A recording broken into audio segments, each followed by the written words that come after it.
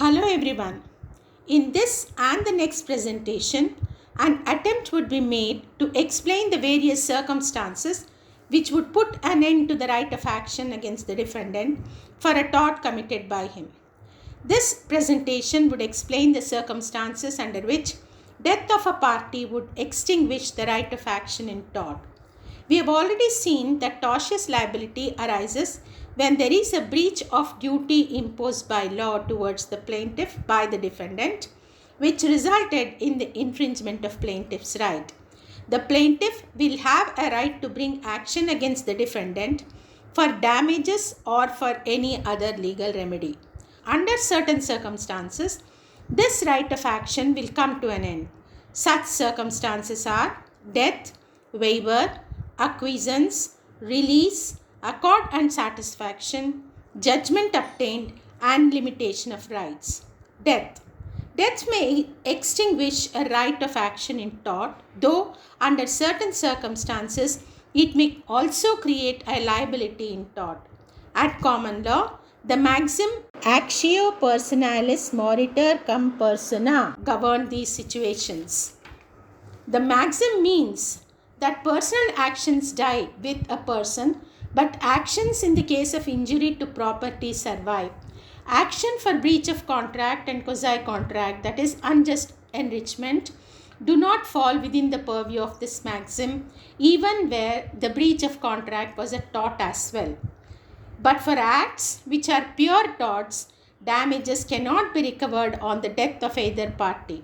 Where the decree has been passed before the death of either parties and damages was awarded to the plaintiff, proceedings for execution of the decree will not abate on the death of either party. The common law rule pertaining to death has been abolished by the Law Reforms Act 1934, and the position now is that if the cause of action exists in the lifetime of the parties, death of either of the party does not affect the cause of action. Thus, the subsisting cause of action survives even where either of the parties to the action dies. This rule does not apply in the case of torts of defamation, seduction, inducing one spouse to leave or remain apart from the other spouse, and adultery. Here, as the matters are of private and personal nature, after wrongdoer's death, no action can be initiated against the legal representatives of the deceased defendant. The Act enables the legal representatives of the plaintiff to bring an action against the defendant for the tort committed by him against the plaintiff who could not claim the loss that occurred to him during his lifetime due to his death. Medical expenses, loss of income due to incapacity, and confinement brought about by the injury, pain and suffering, and shortening of life expectancy are the losses which one suffers. There is a legal right to life, and hence, whenever integrity of life is affected by the tortious acts, the plaintiff can claim damages not only for the pain and suffering, but also for loss of expectancy of life, that is, continuance of life for its normal expectancy.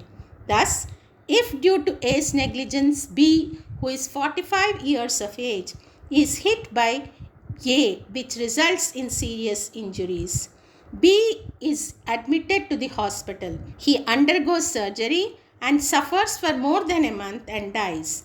The legal representatives of B can claim damages for the pain and suffering, loss of employment during the period, the amount spent due to hospitalization, and also for loss of life expectancy because he died at the age of 45 when the normal expectancy is, say, 60 years.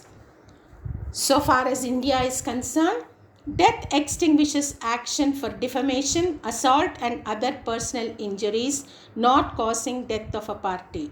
Regarding other rights, the Legal Representative Suits Act regulates the institution of a suit by or on behalf of a person injured against a wrongdoer or his estate, that is property.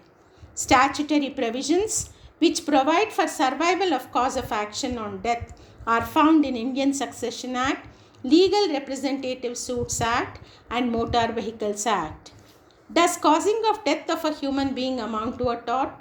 In the beginning, causing of death of human being did not fall within the purview of civil law, and hence it was not actionable at civil law. This was based on a presumption that no man had any interest in another's life. However, by virtue of subsequent legislations, causing death of a human being is now an actionable civil wrong. Though India followed the British pattern, so far as provisions pertaining to social security and social benefits are concerned, we are unable to keep pace with the English law on the subject. The Fatal Accidents Act aims at making good the loss suffered by the persons who are dependent on the deceased. The Act grants a right to recover compensation for monetary loss caused to the children and other relatives mentioned in the provision due to the death of a person. The Act also permits the executors, administrators, or representatives of the deceased to claim for any monetary loss that occurred to the estate of the deceased by the wrongful act, neglect, or default of the defendant. The persons whose interest is protected by the Act are husband, parents, children, grandparents, stepchild, widow, adopted son, and illegitimate son of the deceased. Other countries have extended the benefit to a large number of dependents by including ascendants of parents, descendants of children, and children of brother, sister, uncle, and aunt of the deceased in the category of beneficiaries. India lags behind in this behalf. The Workmen's Compensation Act provides a right to the dependents of the workers to bring an action for damages against the employer for death caused during the course of employment.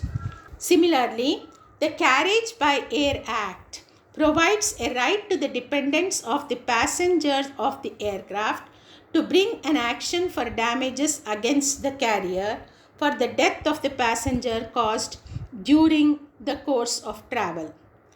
Thus, the circumstances under which death of either party to an action in tort extinguishes liability have been discussed here. Thank you.